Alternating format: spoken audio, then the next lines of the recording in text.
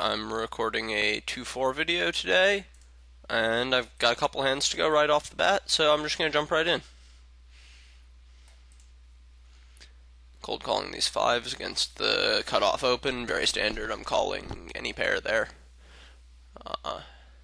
As you saw in my last video, I like the pairs in position against a pre-flop raiser here. This is a pretty awful board for me though, so I think I'm going to bet once when checked 2 here, just pretty much as a pure bluff, trying to get him off overs with no real draw, or another small pair. That worked out, but I was not putting any more money in if called on the flop there. These 2s, it's likely somebody checked through the flop with a king or even a bad ace. I don't think I'm in a good spot to bluff at all. I'm just going to let them have it.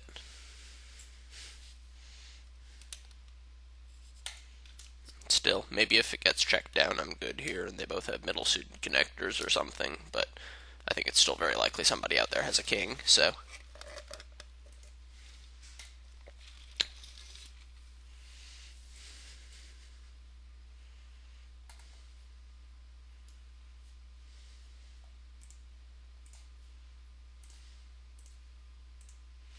This is the first video I'm recording live in a while, so you'll have to excuse me if there are a couple little lags in here where I run out of anything to say. But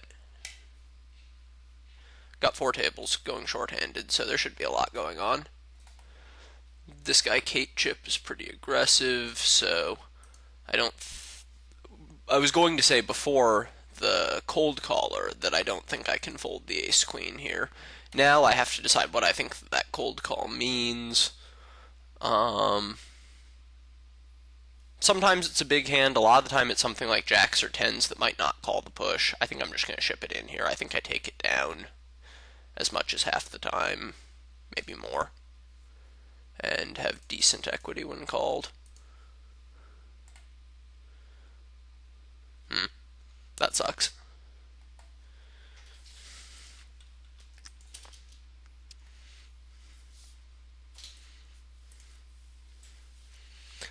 So yeah, to elaborate a little further on why I think that was a push, I think Kate Chip is real wide there and is folding everything, but like queens, maybe jacks are getting in there. And ace king, I think he's folding everything else because he has to worry about extreme D behind him. And then extreme D's total unknown to me at this point. There's a pretty good chance he's just some awful player who's cold calling suited connectors in that spot, and my shove is going to take it down or even get called by worse somewhat often. That's one possibility. The other possibility is that he's a pretty reasonable player who, or one of the other possibilities is that he's a pretty reasonable player who, okay, I'll get back to that in a minute. I just got min raised with this jack 10 suited. I'm certainly going to call with position and play it somewhat cautiously post flop. Well, unless I flop trips, in which case I will try to get the stack in. Which I think is probably best accomplished against that bet by just calling and hoping he sticks it in as a bluff or for value with an overpair on the turn. Hopefully he didn't just get there with spades. And we stack the aces. So kids, don't min re-raise with aces. It doesn't work out very well.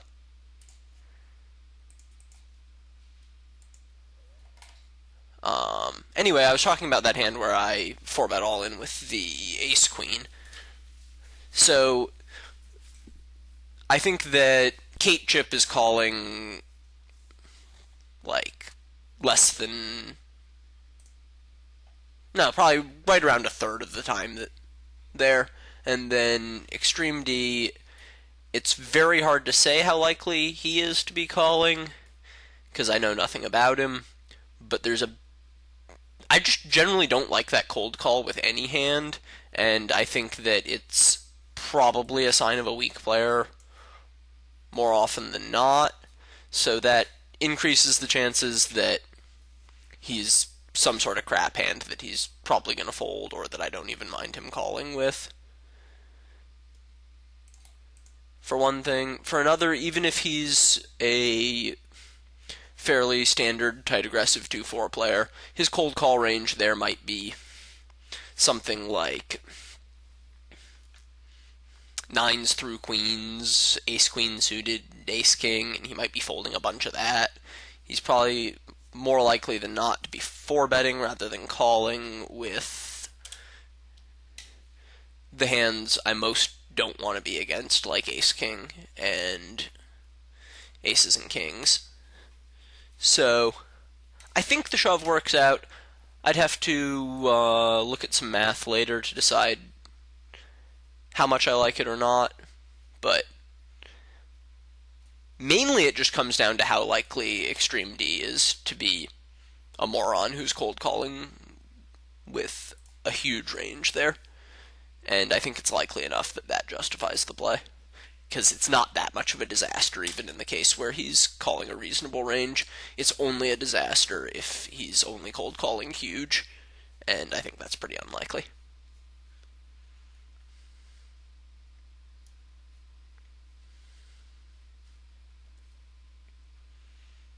So, obviously, very standard c-bet with the overcards and flush draw there.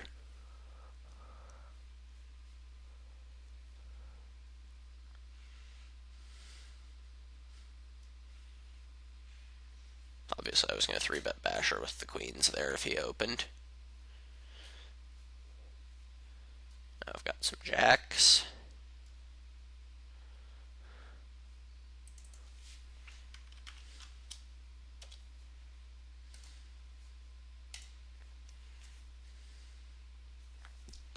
I'm going to go for a check raise on this board.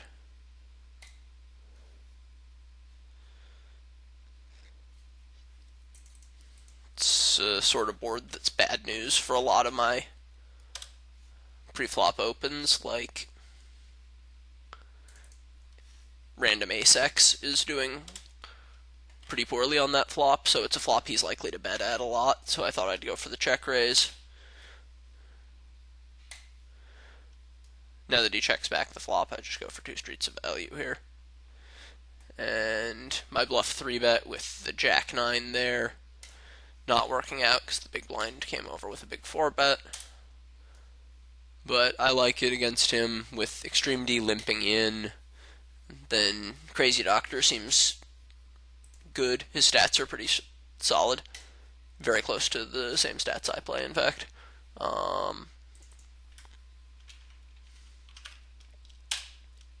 So I think he's opening really wide after Extreme D's limp, and I think he's going to be folding to that 3-bet a lot.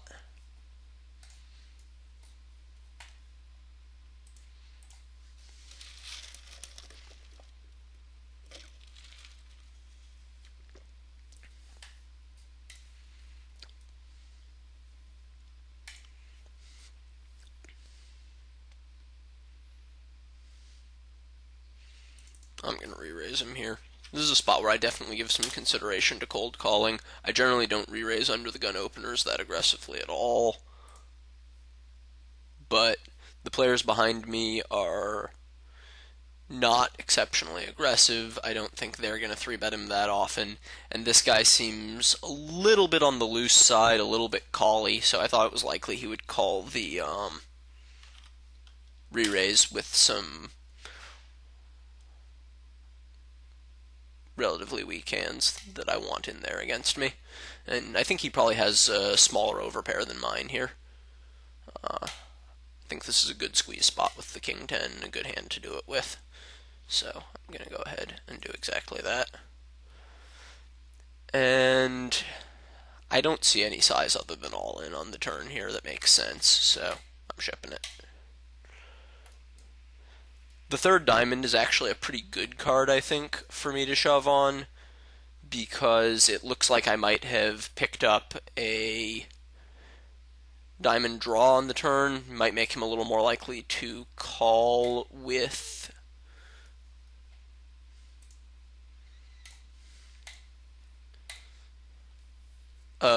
worse overpair that he might have been thinking about check folding on some turns. Then again, it could have the exact opposite effect. If we were only 100 big blinds deep, I might just shove over Basher's raise here, but with the sizes what they are, I'm going to go for a raise to 135. A little less than triple is plenty big enough here. And obviously I'm super happy to get it in. His range might only be queens plus an ace-king, but even against that I'm in pretty good shape. Blah, that's not the flop we wanted. We're not getting action from queens anymore. Jack's just caught up. Ace-king just caught up. We just have to check it back and hope we get to check it down and beat queens.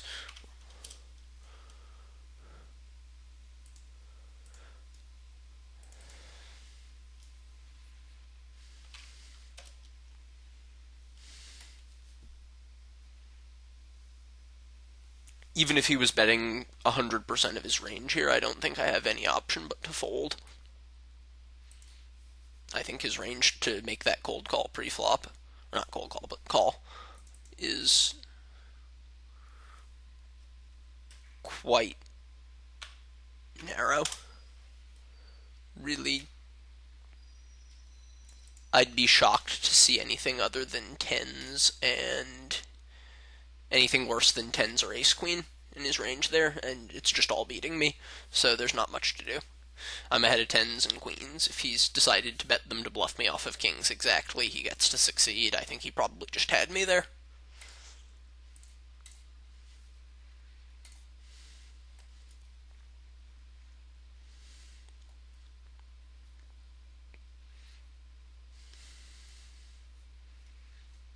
It's one of those spots where you just have to resign yourself to getting bluffed some of the time because their range is so good on the board as it comes out.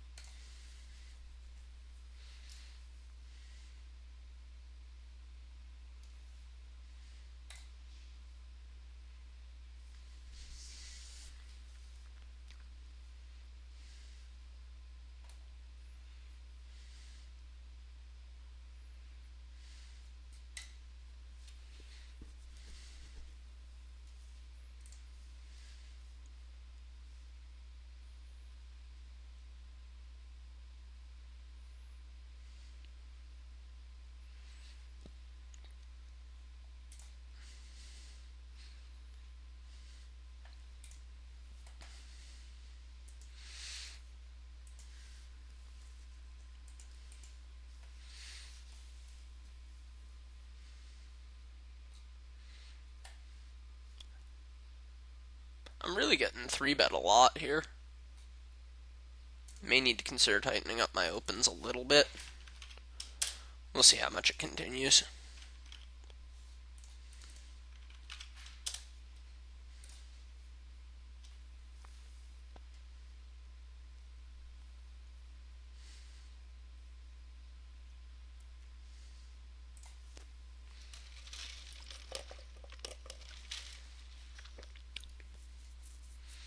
I think I'll let that 8-3 suited go.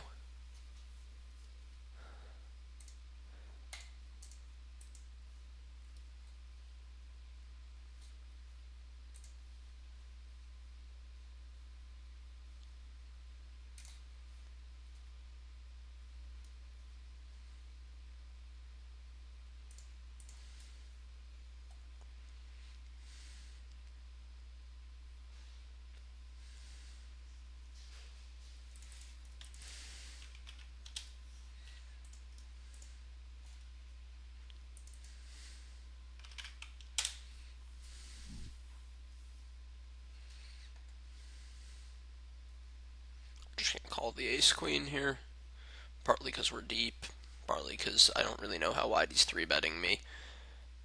I certainly don't want to fold, but I'm not too excited about stacking off ace-queen pre-flop, especially because we're more than 100 big blinds deep, but even if we were only 100. And I'm just gonna float that flop bet. I could raise here, but I don't think I want to.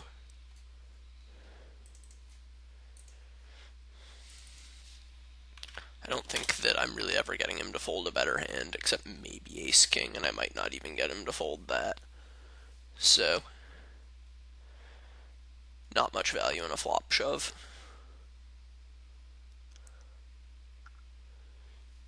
It's important that I'm showing up with some big overpairs after calling pre-flop and calling the flop here in order to not make life too easy on him.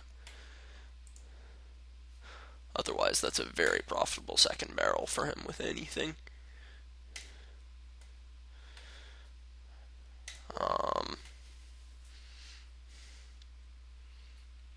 And I could consider going with it here. He's just two overs a decent amount, but I think I'm going to let it go this time.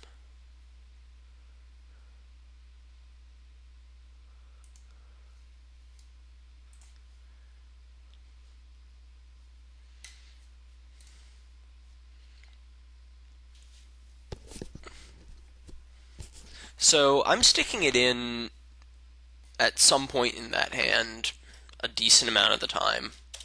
Pre-flop, on the flop, or on the turn. But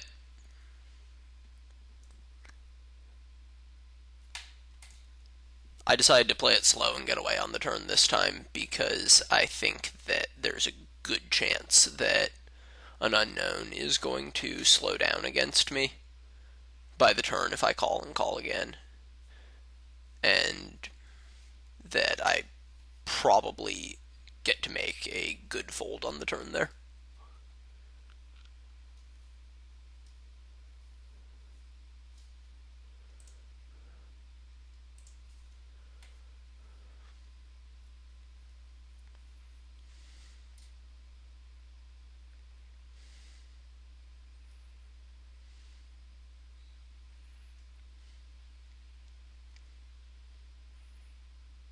I'm going to just call the queens here, because Basher's kind of tight, and I kind of want to try and let Payoff Wizard squeeze there.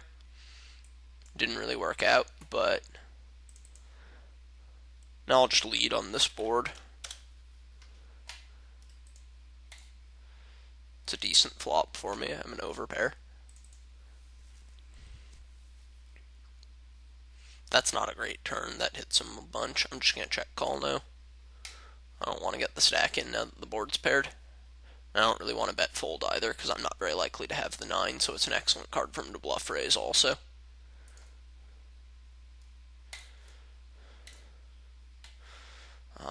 Now all the draws got there.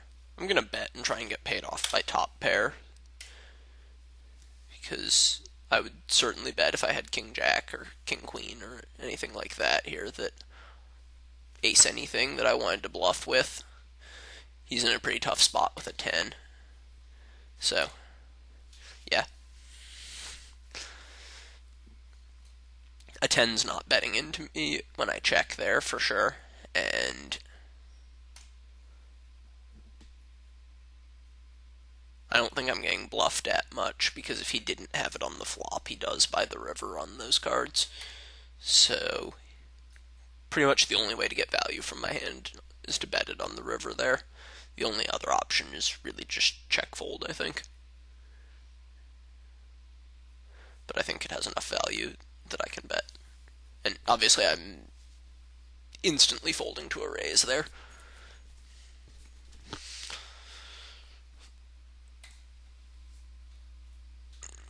I don't really think Extreme D has it with that lead. I think he'd probably check an ace here. If I didn't have anything, I'd probably make it about 72. Since I've got the 8s, I can just call. And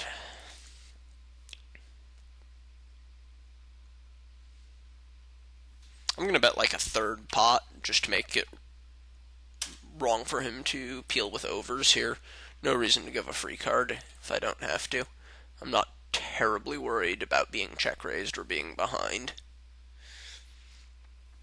Okay, so if he had king high, I got him to call it incorrectly on the turn, and now he'll call it correctly on the river if I go for another bet, so I don't think I should bluff. I'm going to check it back and hope he has like pocket sevens or queen high. Oh, and he had the nuts. So I guess I spewed a bit to him there, but I think it was fine. And I'm going to check shove my overs in a gut shot here. Oh, and he's the nuts. And I'm going to bet and stack off the jacks on King 9-9 after re-raising him pre-flop. I think 40 is plenty big enough to get him to commit the stack here. If he calls, we have just over a pot-size bet to play on the turn. If he min-raises, that's just silly.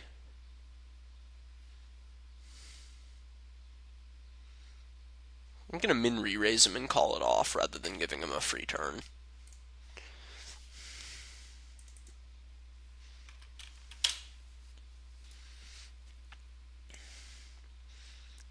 If he's like ace-10 or queen-10 or something here, I'd rather he not get to see a free card before deciding whether or not he puts the money in, and I'm certainly not folding. Yeah.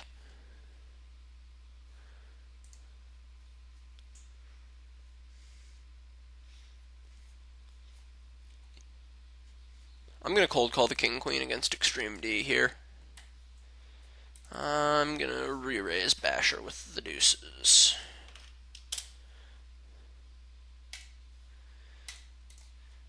Against most people with a 5.6 pre-flop raise, I wouldn't be calling king-queen, but a 36 5.6 is very different from like a 15 5.6.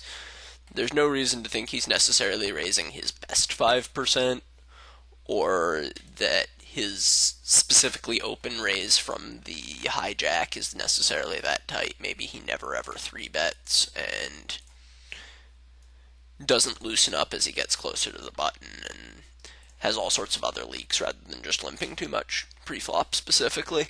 So I don't think his range is necessarily as good as the low pre-flop raise might indicate.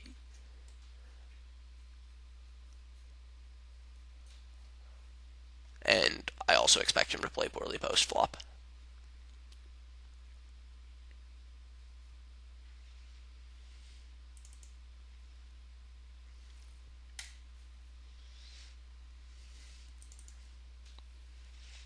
And I'm going to 3-bet him here. I expect he'll call that very wide.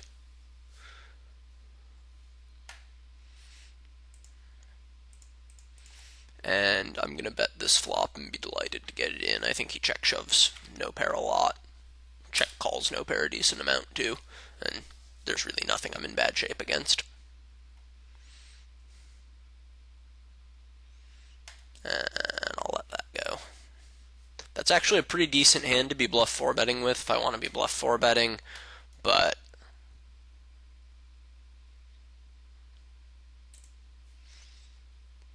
not as good as it would be if it had a bigger kicker. And I don't really think I need to be bluff 4-betting in that spot so badly. I'm going to call these 6s. I think it's very likely they're the best hand. And I want to do something other than fold the Jack-10 on this board. I think I'm going to float it and bet a lot of turns, that one included.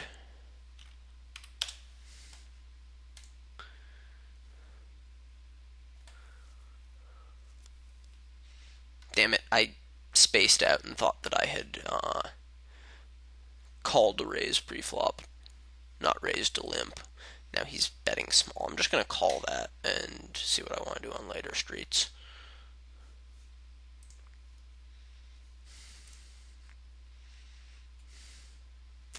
It's not a very good card. I'm just going to check fold, I think.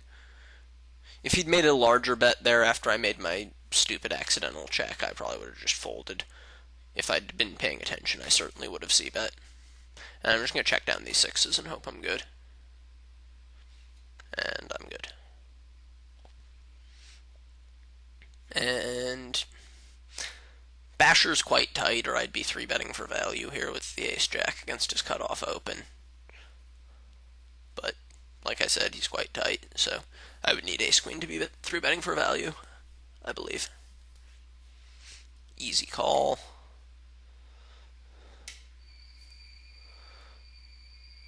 That's a good turn card. I'm going to be calling again.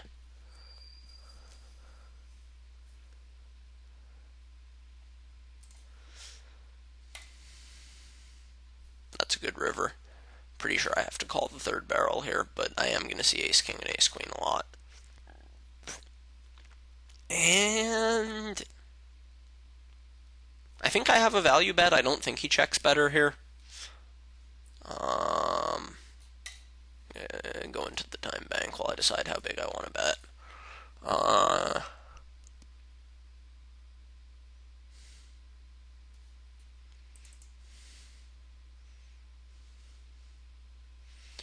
gonna bet like 225, and I'm gonna turbo fold if I get shoved on there. Wow, he check called ace king. I really would have expected him to value bet that, but it's actually, especially if I'm gonna then turn around and value bet the ace jack when he checks it, that's actually a very good check on his part. I'm really probably not calling him with worse than ace jack or ace 10 there.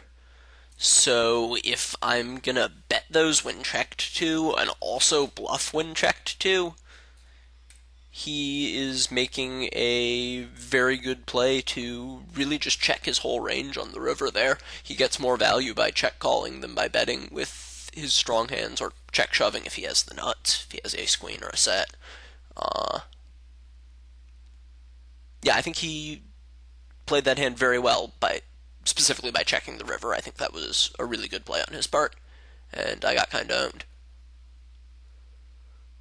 I mean, maybe it was still a good bet. Maybe his check call range there is still such that I should be value betting the ace jack, so maybe I didn't play poorly. But he played well to check the ace king there, because he's going to get me to bet a lot of the hands that I would call with. Plus, I'm going to bluff sometimes.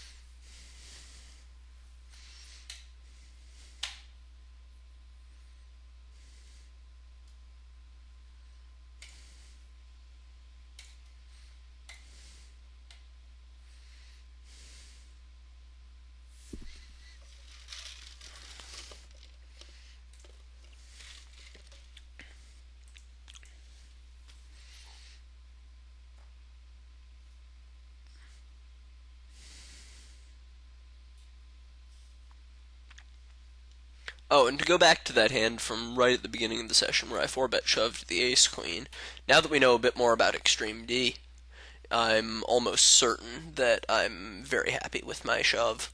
It seems very likely that he's cold calling all sorts of garbage there, and that from how he's played, I think I'm probably never getting my shove called by worse, but I'm just getting folds enough that it easily justifies the shove.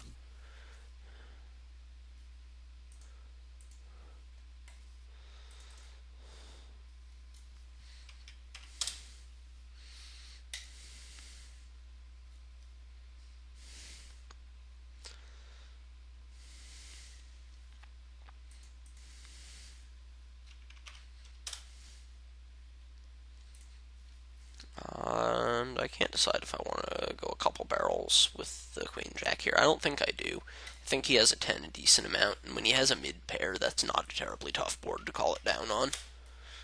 So,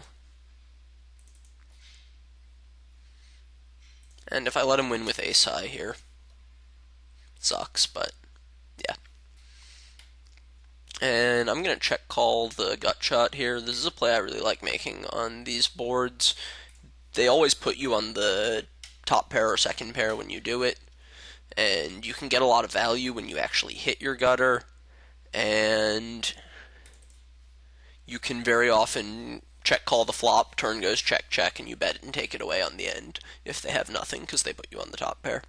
Now here I've made trips, and I think I just need to go for the value bet. I don't think I can check raise them.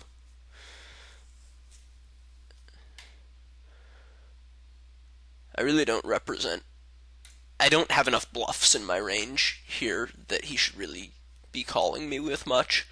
When I check call the flop and the board comes like this, I'd have to be bluffing with ace high, really, because all of the non-pair hands that I called with on the flop made either trips or a straight. Now the two queens hit on the turn river, so it's a hard spot to get value. It's maybe a spot that I should check my whole range against a player who I had a lot of history with and a lot of respect for, who I thought would really know what my range to check call that flop is and play accordingly.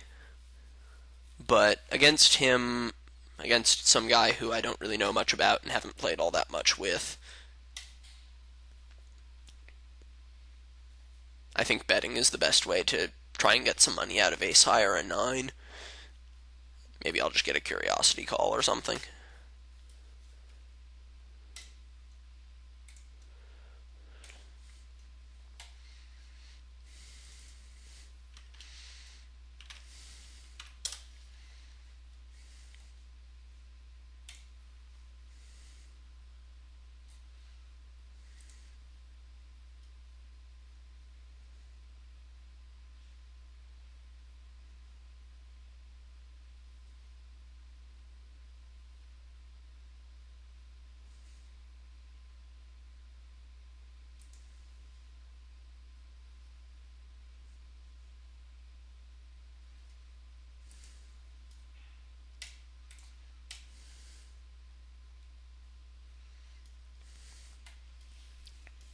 I think this is a good spot to 3-bet. I don't think my hand's quite good enough to call against somebody with those stats, but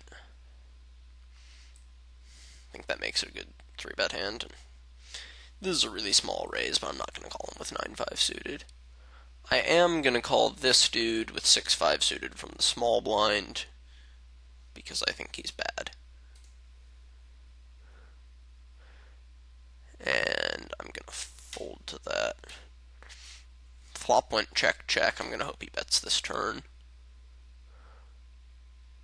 Another check. That's not a good river. I think I can still value bet even though my 2-pair got counterfeited. I think my pair of 6s is good here like every time. I think he's ace high a bunch. I think he's 2s through 4s a bunch. He can be 7s and 8s a bunch, but I think it's a good spot to value bet. I don't think he's betting when checked too after checking it back twice. Yeah. Yeah, he was ace high. So that's a spot where if I had led flop, maybe I get some action. Once I don't lead flop, I think betting turn does not get me any action. Just because his hand is so much worse by the turn because he's only got one street to hit and over now. And the 10 was not a good card. I was just going to check and give up on that board. He checked it back. Now I'm going to check raise the turn, actually, I think, if he'll let me. Now I'm just going to check it once more and hope ace high is good. Maybe he checks it down with something like jack 9. Ace 9. Yeah. If I had just plowed there, I'm sure I get him off the ace 9, but gotta check some hands some of the time, or that won't be true and you won't get people off the ace 9 there.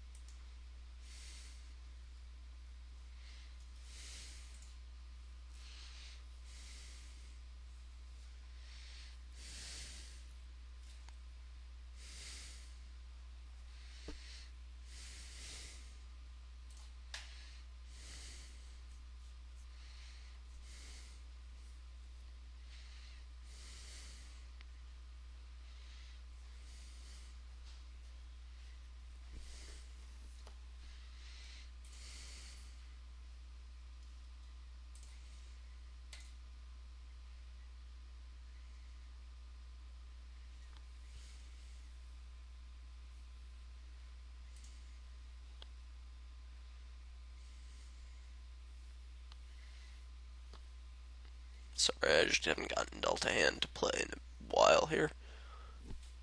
Maybe we'll edit out those last couple minutes before this video gets published.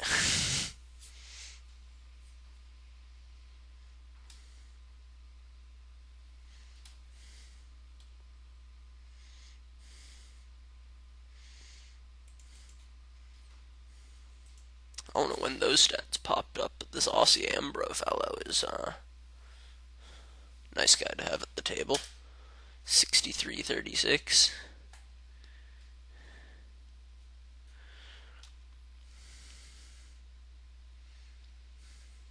And I'm just going to check back my nines here. I don't think I really get much action from worse by betting.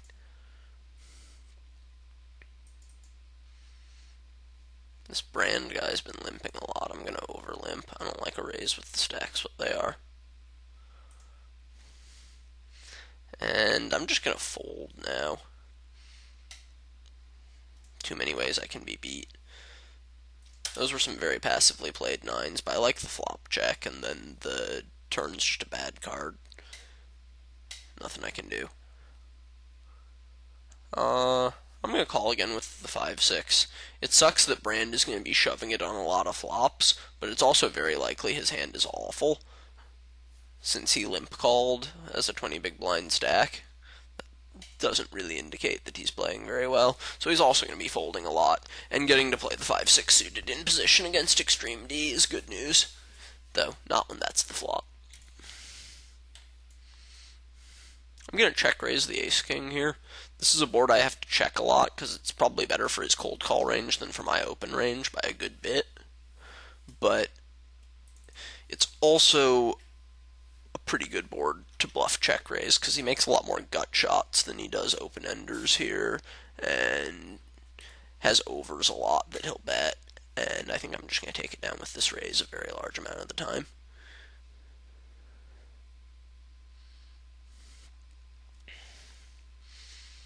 And I'm going to give up on that card. I think that hits him a lot. If he checks it back here, I might shove the river, though. Because it would be a solid play to check the flush after I get there on the turn. Oh, he had a boat. Bluffing the boat doesn't work very well. I was a little worried that was going to happen.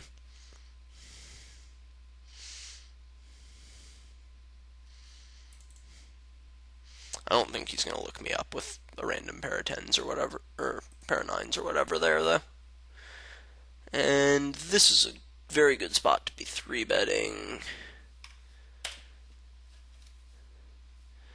because CB Boy is going to be opening real wide after Aussie limps there, so I'm real happy to get my stack in with 9s there, because I think that CB Boy is going to be really wide to open and has to protect that wide open by stacking off a lot of smaller pairs and not great ace highs.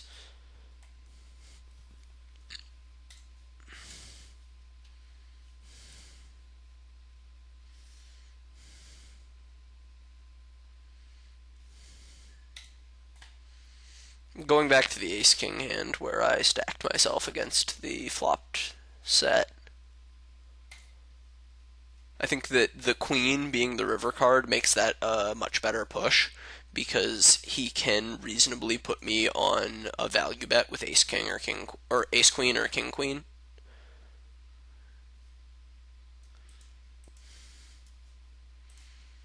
And then has to fold top pairs. And I think top pairs might be a pretty big part of his range to call the flop and then check back the turn. I'm pretty sure I'm folding the queen jack here. I think this guy's an ace a lot. He's pretty loose and very passive pre-flop. He might be suited connectors a lot here too and would probably bet him. I'm going to call it. Yeah, he's the ace. I was getting 2.5 to 1 there. I can't feel too bad about calling and losing. I only have to be right less than a third of the time, so.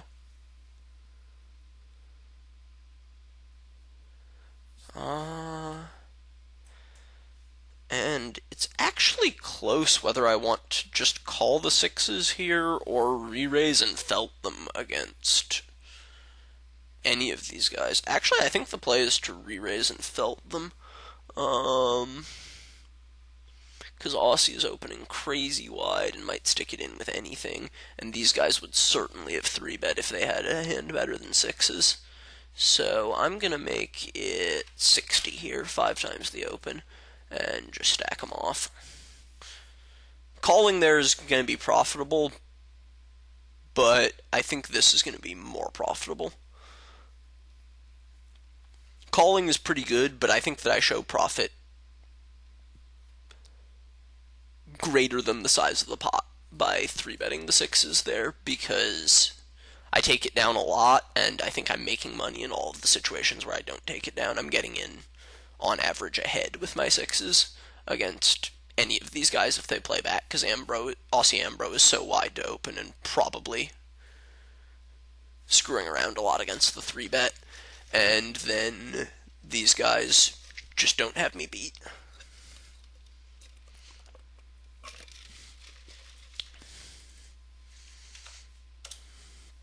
That being said, I probably wouldn't go lower than sixes or maybe fives there with that plan. This pair smaller than that, I'm calling.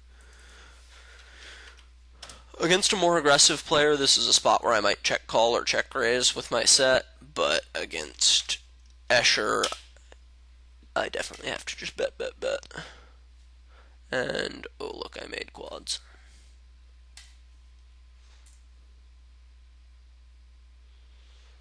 All the draws missed, so hopefully he calls me with whatever he had. What did he have? The old Queen 3. Can't really blame him on any street there, honestly. Pre-flop is on the loose side, but fine, in my opinion.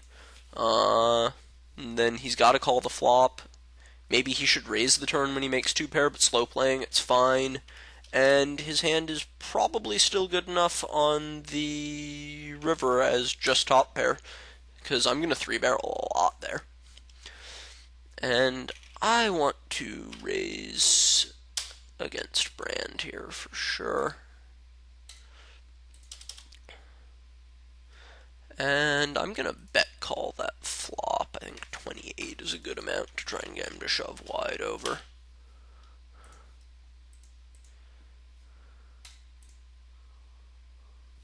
Okay.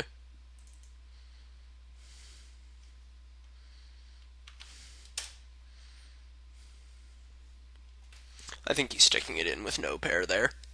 And if he's not, I don't feel terrible about the bet call, because the bet's going to be so profitable that it's not the end of the world that the call is losing. And I'm going to c-bet and give up if he plays back here.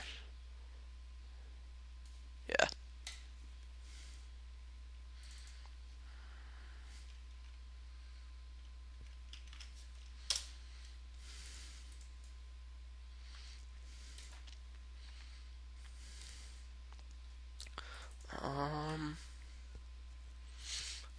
Normally I would check it back on the turn here, but I think I picked up a small timing tell on the flop. He called really fast, and I think he might not call a second barrel, or maybe not a third here, so I'm firing the second. Second didn't work out, and I think I'm going to decide against the third here, even though I'm getting almost 2-1, and just check it back and lose. Oh, I was certainly right that he wasn't real strong on the flop, but picked up his bottom pair on the turn and called, so maybe I should have stuck with my read and just jammed it in on the river, but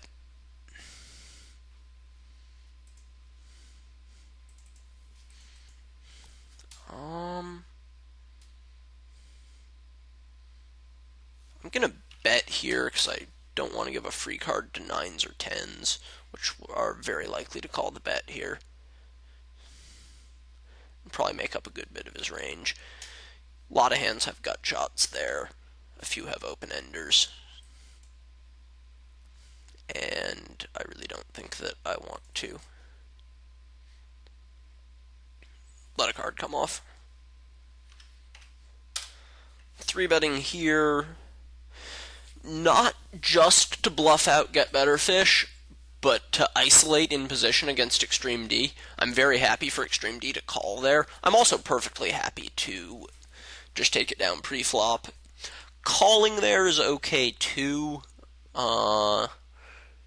You're certainly going to show a profit over calling the suited ace there, but I think I show a bigger one by 3-betting to try to get better out and play the pot heads up again in position against Extreme D.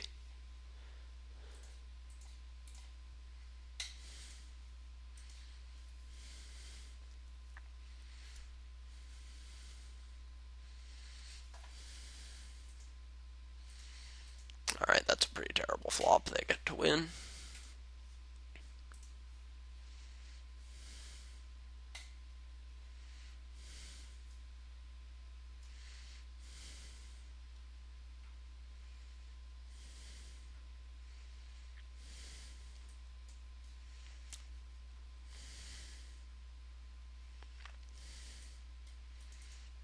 James Bond is real tight, so I'm opening that from the cutoff. That's real close to the border for me about whether or not I want to open that hand. In a general sense, with a tight guy on the button. Of course, the tight guy 3-bets me because he hears me talking about him. But yeah, so that hand is normally on the border for me about whether or not I want to open it from the cutoff. And with a tight guy in the cutoff and loose and not particularly good players in the blinds, I think it's a good spot. I can't decide what to do with the ace-king here. I think I'm just going to make a normal size c-bet and fold to a raise. I don't know if I can fold to a raise, actually, now that I just said that. There are a lot of gut shots and flush draws for him to be shoving with. Min raise is just weird.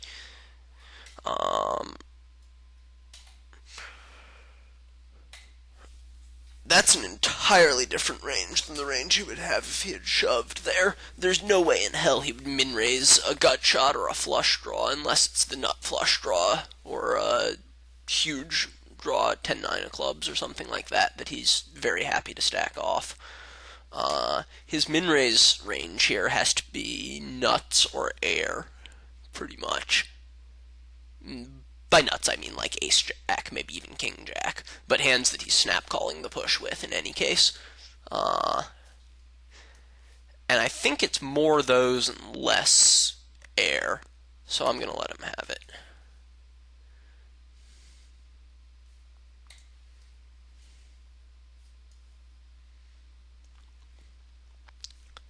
It's funny, you see a lot more of those min raises on uncoordinated boards in my experience.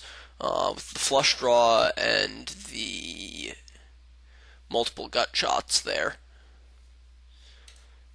That's not the sort of board where I expect to be min raised. That's the sort of board where I expect them to call, shove, or fold, but not min raise, because the draws don't want to reopen the action, and bluffs kind of don't want to let me 3-bet over them with my draws. So, kind of surprised by his sizing there, and that sizing on that texture makes me think he probably had a strong hand that wanted to get the money in. But it's entirely possible he thought through all of that and leveled me with the sizing there. And it's also entirely possible that he thought about none of that and min-raised because it's a cheap way to bluff. I don't know the player well enough to say with all that much confidence, but I think that the min-raise there is usually going to be a very strong hand.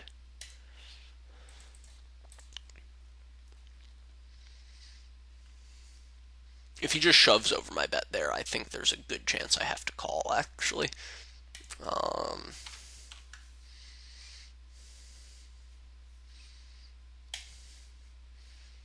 And I'm raising that lead because those leads are very often crap. But this time I guess it isn't.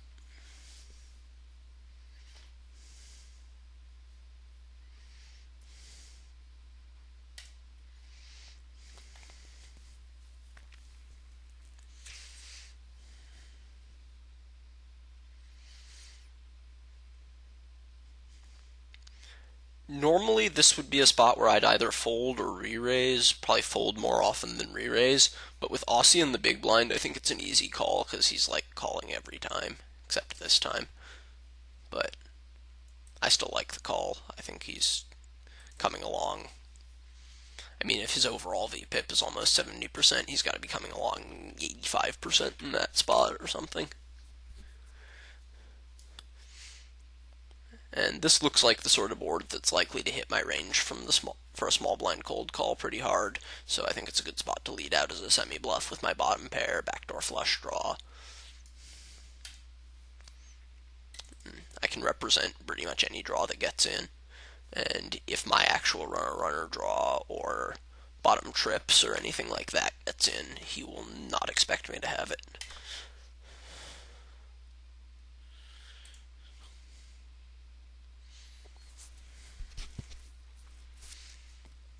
That's a very small raise here.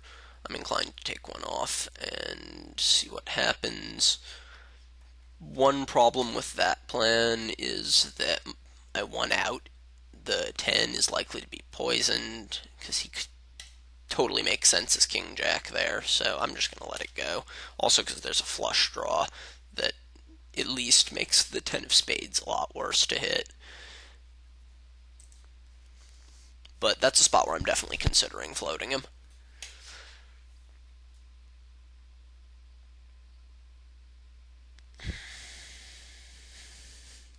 This is tricky with the 10s. The flop, I think, was a pretty clear call, but now it's getting tougher. I don't think I want to call here and fold the river. I don't think I want to call here and call the river. So I think that means I have to fold here.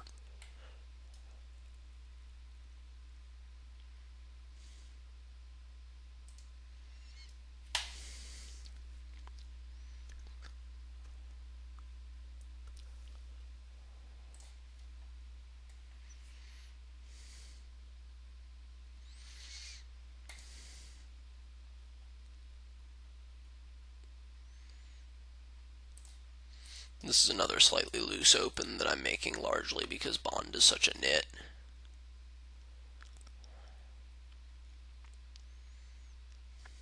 And I'm just going to call the ace-jack here. It's close to being a hand I could 3-bet for value, but I think it's best as a call there. And now I'm pretty much content to check it down and hope ace-high is good. I might call a bet at some point. That's a good card to check call a bet on, I think. That seems like a good card for him to bluff on with absolutely anything. So, also, obviously a good card for him to value bet if he hits it. The fact that he showed up with King 10 there doesn't make me not like my call at all. I'm, of course, expecting him to value bet King 10. If he shows up with like a pair of 7s that he checked back on the first 2 streets, that makes me question my call. But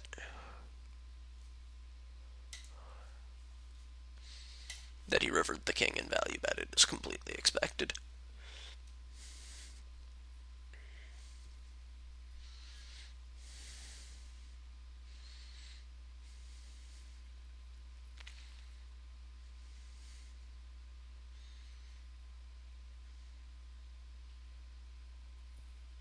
I'm going to float with the 10-9 here and bluff on a lot of turns. I'm going to overlimp the 4-5 suited. I don't like raising against these short stacks because their ranges are so often really strong when they limp, if you don't know them well. But a good suited connector like that, I don't really want to let go. So I'm going to make about 40 and stack off here. The king's a real bad card for me to bluff on when he continues. I'm just going to fold there. It's very likely that he hit the king. And though it's actually very likely that I hit the king also, he's probably not expecting me to float random king highs on the flop, and he will think that that's a good card for his range. Or rather, he will think that he's in good shape with a king there, even if it's not a very good one. I don't think I can get him off top pair. It's possible he had a big piece of the flop in the first place.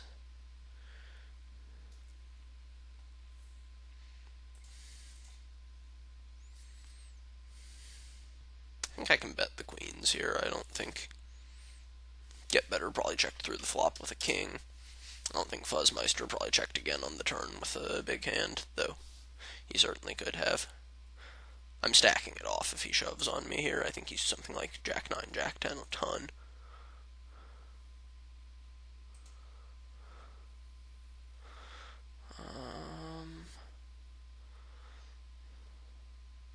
This is a kind of tricky spot with the 10-9 in terms of pot and stack sizes. I think I want to lead and stack off, but yuck. I don't know, maybe I want to bet fold. Maybe he's not raising unless he has me. I don't think I want to check. Check raise seems poor. Check call seems really poor. Alright, I'm going to make these my last orbits.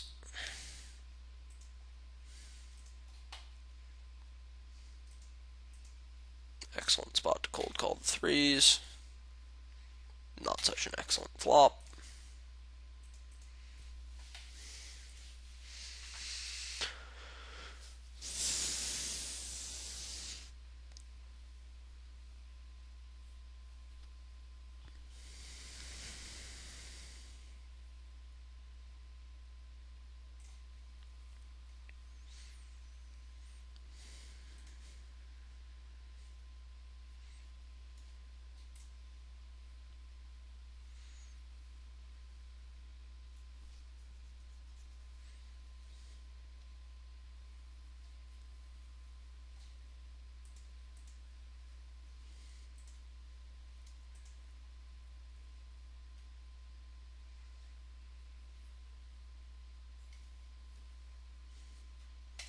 I think this king 10's an open just because every hand I play with Aussie at the table is basically free money, so you gotta open up a little looser and try and get in pots against a player like that, even when you're not in good position relative to him.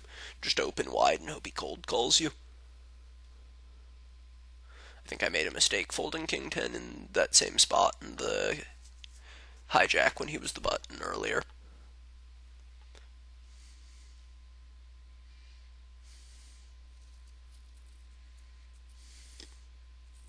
Obviously, you can't take that too far because you don't want to be in a pot against a player like that with, unsuited connectors out of position or something like that. You don't want the other players to start coming after you really aggressively.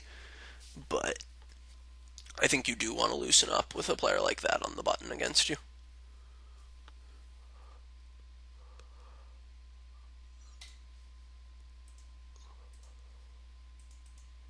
King 6 suited, obviously a pretty loose open from the cutoff there, toward the bottom of my range. Makes a pretty bad top pair, so I check it back twice. Try and get one value bet in on the river. Maybe he'll call me with ace high or some medium pair.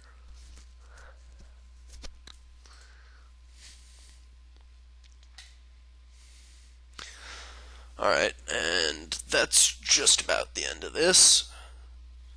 Thank you for watching. I hope you guys enjoyed it. A little rusty with doing these videos live, so I hope didn't stall out and forget to talk for any long stretches or anything like that. Leave me some comments in the forums. I'd love to hear what you thought of all this. And good luck in all your games.